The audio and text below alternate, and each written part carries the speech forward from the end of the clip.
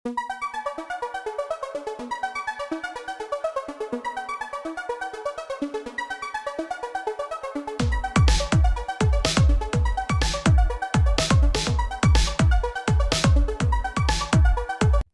का discussion class में आप सभी का एक बार फिर से हार्दिक स्वागत करता है। तो चलिए ज्यादा देर न करते हुए आज फिर से मैं पुनः स्पीडी जीके का क्विज लेकर के आप लोगों के सामने आया हूं। तो चलिए स्पीडी जीके का आज का पहला क्वेश्चन, हवाई द्वीप का पुराना नाम क्या है? सैंडविच। सैंडविच द्वीप, बिल्कुल सही जवाब। भूकंप की तीव्रता किस स्केल पर मापी जाती है? रिएक्टर स्केल, बिल्कुल सही जवाब। विश्व की झील के अंदर स्थित झील कौन सा झील है? मिंटू झील, बिल्कुल सही। किस नदी को तेल की नदी कहा जाता है? नाइजर नदी, बिल्कुल सही जवाब। संसार की सबसे हल्की लकड़ी कौन सा है? वालसा। अगला क्वेश्चन, कोलंबिया के कहवा बागान को क्या कहा जाता है? कोलंबिया के कहवा बागान को क्या कहा जाता है? फिंका। अगला क्वेश्चन, उष्णकटिबंधीय लंबी घासों वाली वनस्पति को क्या कहा जाता है? उष्णकटिबंधीय लंबी घासों वाली वनस्पति को क्या कहा जाता है? सवाना। अगला क्वेश्चन, पाकिस्तान के समुद्री तट का भौगोलिक नाम क्या है? पाकिस्तान के समुद्री तट का भौगोलिक नाम क्या है? मकरान तट। अगला क्वेश्चन, रूर घाटी किस देश में स्थित है? जर्मनी, बिल्कुल सही जवाब। भारत के 3 प्रमुख काली मिट्टी वाला राज्य कौन कौन है? बिल्कुल सही, महाराष्ट्र, गुजरात और आंध्र प्रदेश, यहाँ काली मिट्टी पाया जाता है। अगला क्वेश्चन, बैतरनी नदी किस राज्य से निकलती है? उड़ीसा, बिल्कुल सही जवाब। तंबाकू का पौधा भारत में लाने का श्रेय किसको जाता है? पुर्तगालियों को, बिल्कुल सही जवाब। प्रशांत महासागर का चौराहा किसको कहा जाता है? प्रशांत महासागर का चौराहा होनोलुलु को कहा जाता है। अगला क्वेश्चन, प्रशांत महासागर का प्रवेश द्वार किस नहर को कहा जाता है? पनामा नहर, बिल्कुल सही जवाब। भविष्य का महाद्वीप किस महाद्वीप को कहा जाता है? एशिया महाद्वीप, बिल्कुल सही। कौन सी नदी भूमध्य रेखा या विषुवत रेखा को 2 बार काटती है? बहुत इंपॉर्टेंट क्वेश्चन। कांगो नदी, बिल्कुल सही जवाब। इटली की गंगा किस नदी को कहा जाता है? इटली की गंगा, इटली की गंगा पो नदी। अगला क्वेश्चन, भूकंप की तरंगे कौन कौन होती है? भूकंप की तरंगे PS व L। चलिए अगला क्वेश्चन है, ग्रीनलैंड द्वीप किस महासागर में स्थित है? ग्रीनलैंड द्वीप किस महासागर में स्थित है? आर्कटिक महासागर। अगला क्वेश्चन, विश्व का सबसे बड़ा हिम नदी कौन सा है? विश्व का सबसे बड़ा हिम नदी कौन सा है? बियर्ड मोड, जो कि अंटार्कटिका में है। अगला क्वेश्चन है, यू आकार की घाटी किस क्षेत्र में पाई जाती है? यू आकार की घाटी, हिमानी क्षेत्र। अगला क्वेश्चन, संसार में पुष्प का सबसे बड़ा उत्पादक देश कौन सा है? संसार में पुष्प का यानी फूल का सबसे बड़ा उत्पादक देश, फटाफट बताइए। नीदरलैंड, हॉलैंड में है। अगला क्वेश्चन है कि ऑस्ट्रेलिया महाद्वीप का सबसे छोटा देश, ऑस्ट्रेलिया महाद्वीप का सबसे छोटा देश कौन है? नौरू, बिल्कुल सही। जुड़वा खनिज किसको कहा जाता है? जिंक, जिंक और सीसा को जुड़वा खनिज के नाम से हम लोग जानते हैं। अगला क्वेश्चन है, विश्व में सर्वाधिक ऊंचाई पर स्थित राजधानी कौन सा है? विश्व में सर्वाधिक ऊंचाई पर स्थित राजधानी लापाज, बोलिविया में है। चलिए अगला क्वेश्चन है कि उत्तरी अमेरिका महाद्वीप की सबसे लंबी नदी कौन है? उत्तरी अमेरिका महाद्वीप की सबसे लंबी नदी मिसिसिपी। नेक्स्ट क्वेश्चन, लीवर्ड द्वीप किस सागर में स्थित है? लीवर्ड द्वीप कैरिबियन सागर। कनाडा के वनों में काम करने वाले लोगों को क्या कहा जाता है? लंबर जैक, बिल्कुल सही। हवाई द्वीप की राजधानी होनोलुलु जो है वह किस द्वीप पर स्थित है? आहू द्वीप पर स्थित है। चलिए अगला सवाल, चीन का कौन सा जो है सूती वस्त्र उद्योग के लिए प्रसिद्ध है? जगह का नाम बताना है। नानकिंग। नेक्स्ट क्वेश्चन, बुध ग्रह का एक दिन पृथ्वी के कितना दिन के बराबर होता है? 90 दिन। चलिए हम लोग अब चलते हैं स्पीडी साइंस की ओर। स्पीडी साइंस का आज का पहला क्वेश्चन आपका है कि प्रोटीन का संश्लेषण किसके द्वारा होता है? राइबोसोम। बिल्कुल सही जवाब, राइबोसोम के द्वारा। डीएनए की खोज किसने किया था? वाटसन एवं क्रिक। वाटसन एवं क्रिक, बिल्कुल सही। डीएनए संश्लेषण का प्रतिपादन किसने किया? ट्राइटोडोस कॉर्नबर्ग। कॉर्नबर्ग अगला क्वेश्चन, डीएनए और आरएनए क्या है?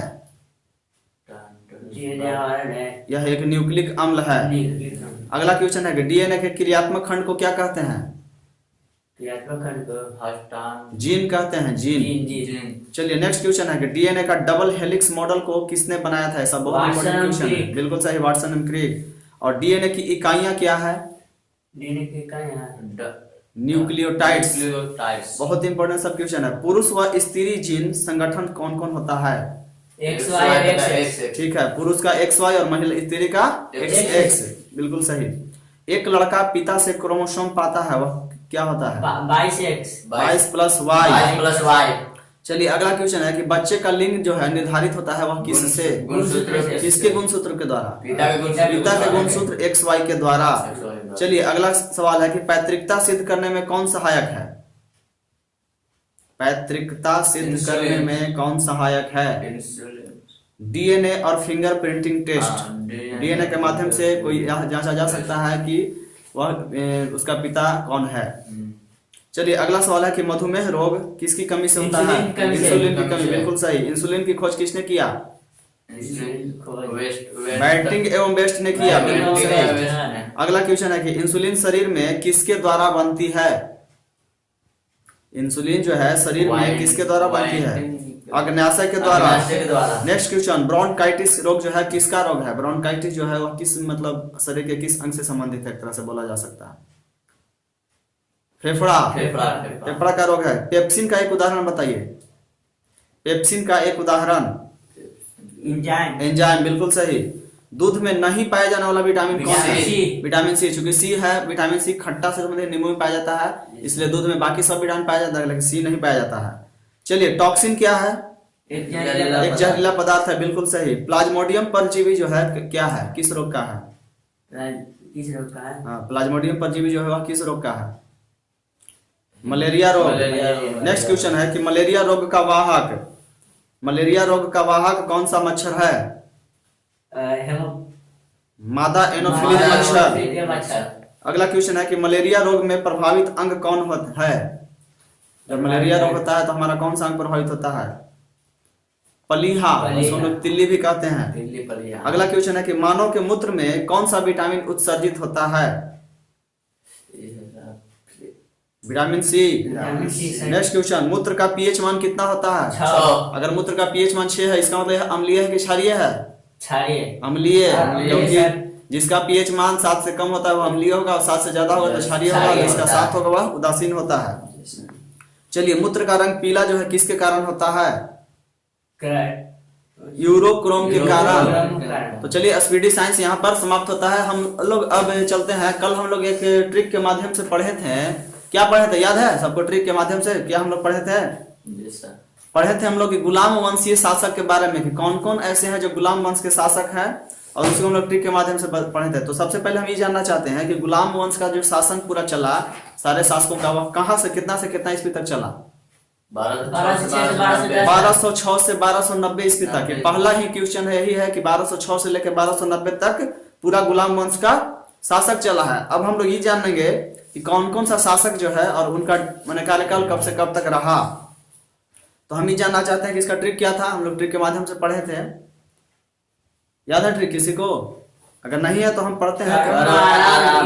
करो ना आराम इतना, रुई की रजाई में, बाहर का आलम नादे गया कब क्यों सुनाई में। हम लोग इस तरह से एक ट्रिक के माध्यम से ताकि आसानी से याद हो तो हम भी जानना चाहते हैं। तो चलिए सबसे पहले हम पूछते हैं कि करोना से कौन सा शासक का नाम याद किए थे? कुतुबुद्दीन ऐबक। इसका कार्यकाल? बिल्कुल सही, 1206 से 1210। इसके बाद हम लोग आराम से क्या याद किए थे? आराम शाह। इसका कार्यकाल? 1210 से 1211। बिल्कुल सही, 1210 से 1211। इसके बाद हम लोग याद किए थे इतना से क्या याद किया है? इल्तुतमिश। इसका कार्यकाल? 1211 बिल्कुल सही, 1211 से 1236। इसके बाद हम लोग रुई से क्या याद किया है? रुकुनुद्दीन फिरोज शाह। इसका कार्यकाल 1236 ईस्वी। नेक्स्ट हम लोग याद किए हैं रजाई से क्या है? रजिया सुल्ताना का कार्यकाल कब है? 1236 से 1240। बिल्कुल सही। इसके बाद हम लोग बाहर, बाहर से क्या याद किए हैं? बहराम शाह, बहराम शाह भी एक शासक है, इसका कार्यकाल 1240 से 1242। 42, बिल्कुल सही। इसके बाद हम लोग आलम, आलम से क्या याद किए हैं?